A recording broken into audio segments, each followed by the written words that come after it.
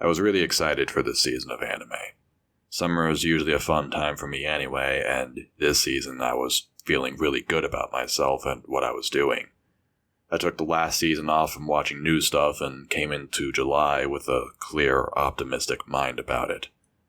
I even spent that time off reading some of the source material for some of these shows to get a head start.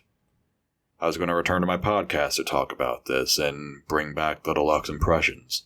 I don't even care that my last video got shit on by half the people who watched it. I've been talking with friends more than I ever have in my life. I've been more active in the Discord servers they've brought me in after sitting there idly for months or even years. I spent an afternoon playing Apex Legends with Vancer at Season 2's launch. Colonel Panic is setting up an online D&D campaign for me and a few others. We got involved with a stupid Reddit contest run by Shaw, and I became a mod of the Royals subreddit, which is currently more active than it has been all season. I really enjoyed this season of anime. I haven't even watched most of what I planned to, but even the bad ones have been a fun experience for me. I recorded a script for a 9-minute Ari Ferretta video. I'm standing the Witch Hat Girl in Fire Force over Twitter, and last week I saw the new Sound Euphonium movie in theaters, and gave a glowing review of it to my family afterwards. I'm a very privileged person in that I haven't really experienced tragedy in my life. All of my immediate family is alive and well, along with my closest friends. I mean, I've had some people I know leave, but no one that close, not to be callous. I've had a cat die 10 years ago, and that sucked, but that's about it. I was a little upset when Robin Williams died. I think it's tragic whenever a comedian and entertainer, especially one that I grew up with, go the way he did. And Chester Bennington was somewhat hitting, as Linkin Park was the first band I ever listened to, and I wanted to be him when I was 7. With the news of Kyoto Animation, I think I've just been feeling like Kobayashi in the last episode of Maid Dragon, where she hears that Tolu leaves and she's just trying to live with it, but still has this vaguely uncomfortable feeling about it. Like you can live and move on, but it's just so strange, and you kind of realize that nothing will be the same. K-On! Taught me a lot about character development. Hibike Euphonium taught me a lot about using performances in anime and storytelling. Nichijou is a hugely influential piece of comedy, and Koe no Katachi is deeply relatable. And Myriad Colors Phantom World was part of my first season of anime. Hell, they did a lot of animation for Inuyasha, which is my first anime.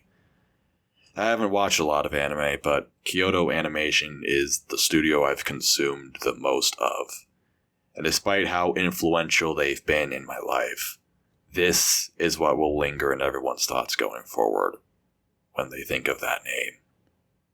This is what my family knows about this studio. Every night for the last 2 years, I've gone to bed holding a weird pillow in the shape of Tolu's tail from Miss Kobayashi's Dragon Maid. I don't even know if the director of that anime is alive right now. Honestly, I don't know what the hell I'm doing. I've been sitting around for a day and a half just trying to think of the right thing to do. That Ari Ferretta video I mentioned, I wanted to put it out over the weekend, and at the same time, I couldn't care less right now. I could work on deluxe impressions, but guess what my favorite anime of the season was? Take a wild guess. I'm sorry if this video sucks. I know I suck at doing everything, and this channel sucks, and even if you like it, this isn't what you come to it for. I want to yell at things and make myself laugh and make everyone else mad, but before I can get back to normal, I feel like I need to do something. Whatever I can to give back to these people. Whatever I can to, help the world that's been thrown out of balance by this.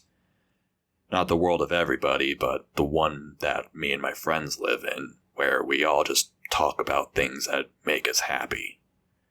Nothing can ever be said right. Nothing can ever be undone, but we still do what we can. we can at least pay our respects. So, to all the victims of this fire, I'm sorry. And also, thank you. Even if you didn't have a role in bringing my favorite anime to life, you are still part of the name, Kyoto Animation. That alone is enough. I hope the name will continue to live on and inspire generations beyond my own.